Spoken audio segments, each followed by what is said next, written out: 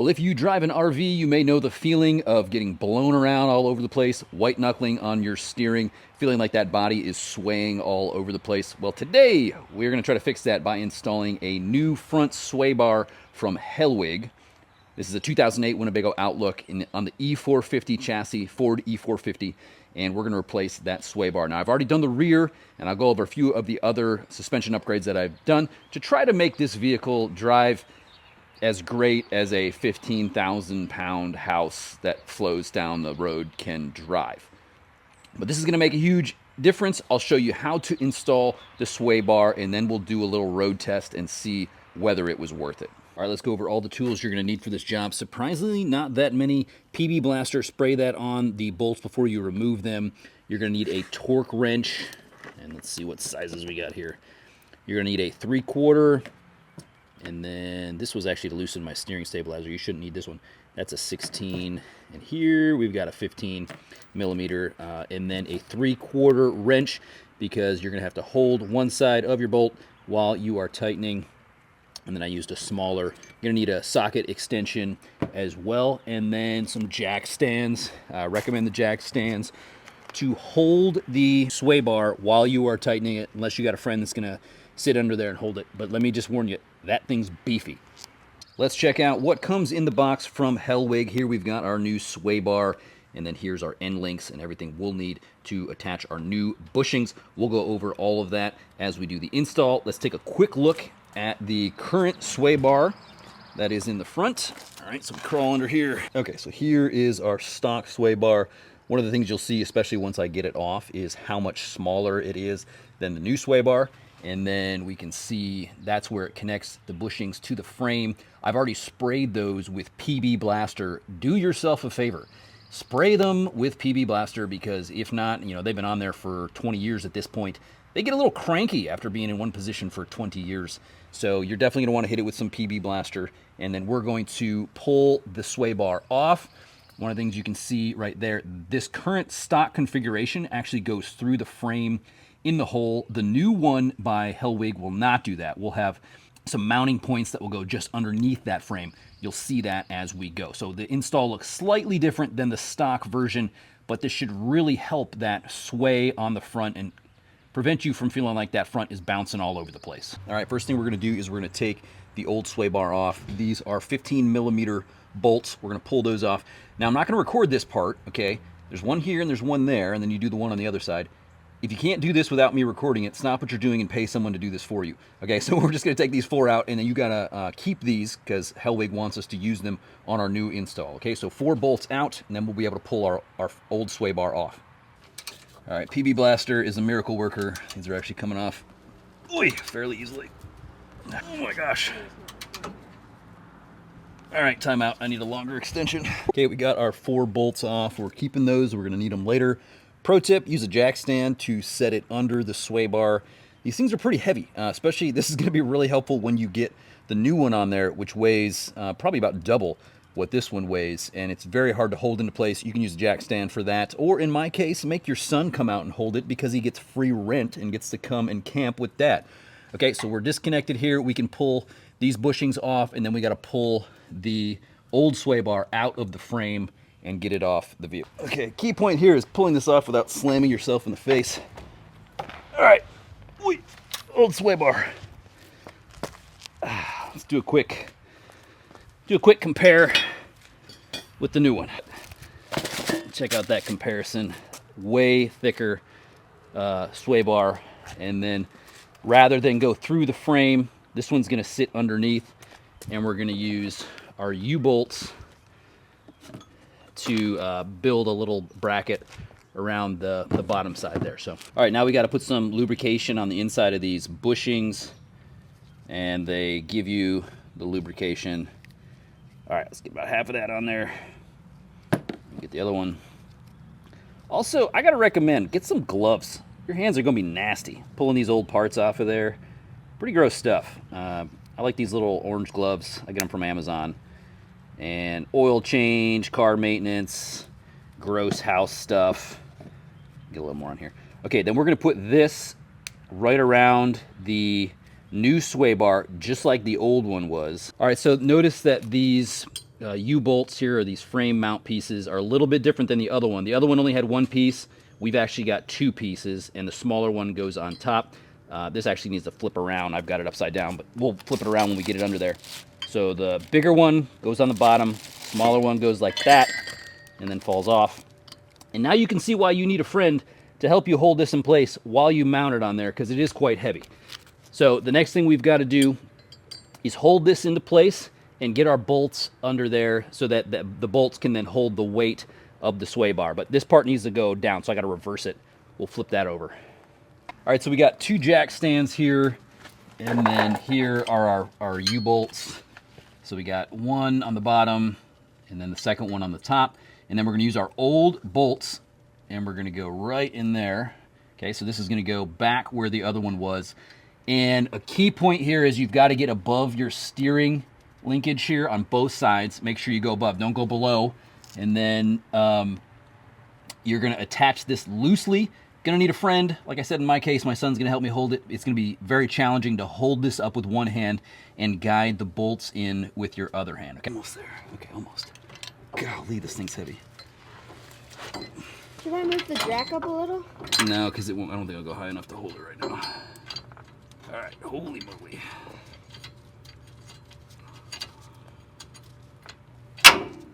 Now, if you can do this without slamming this on your face, you win a prize.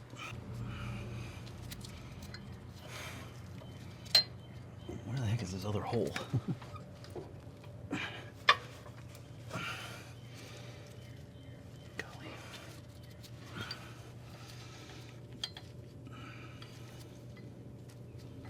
Are you recording? Mm-hmm. There's not a lot of room to work under here.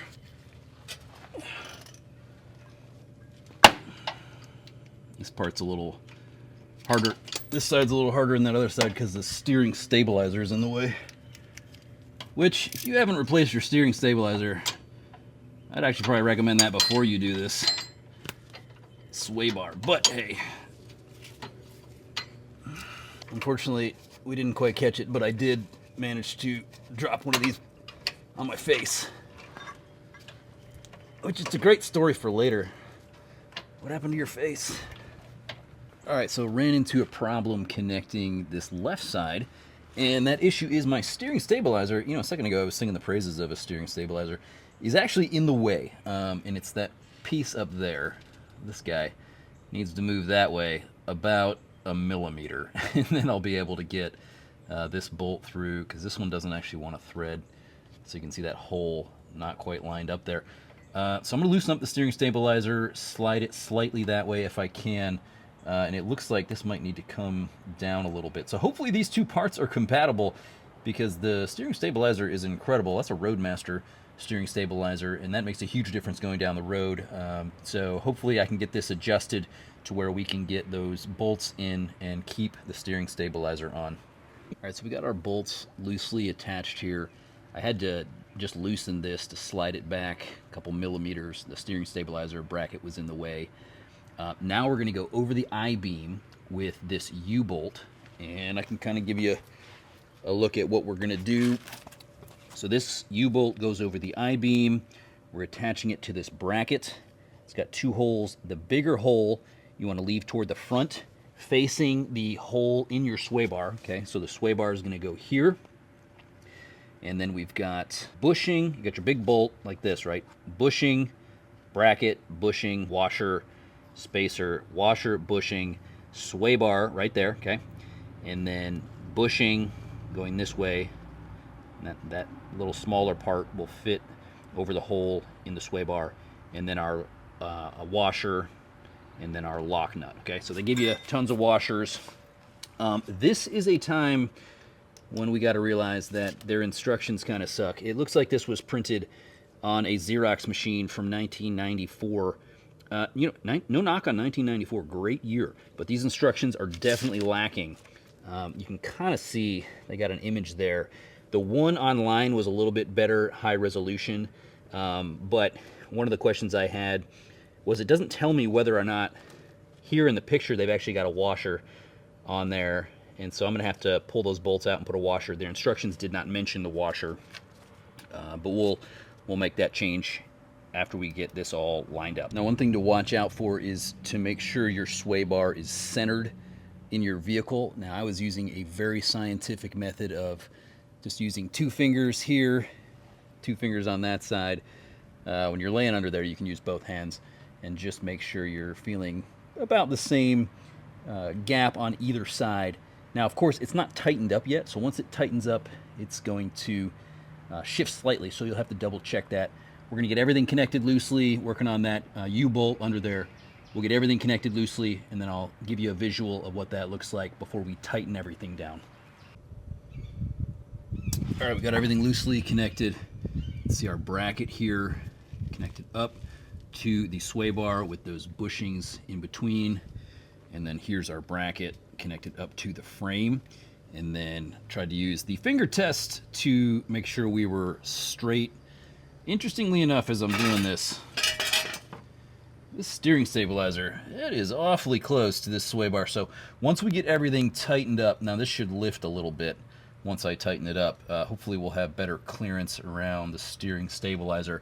And then I did loosen that bracket for the stabilizer, so I'll have to tighten that up once we get this tightened up. Okay, so the first thing they want us to tighten is actually this bolt here until these bushings start to bulge just a little bit. So we want this squeezing down. Right now you can see it's not quite tightened up. This needs to lift up.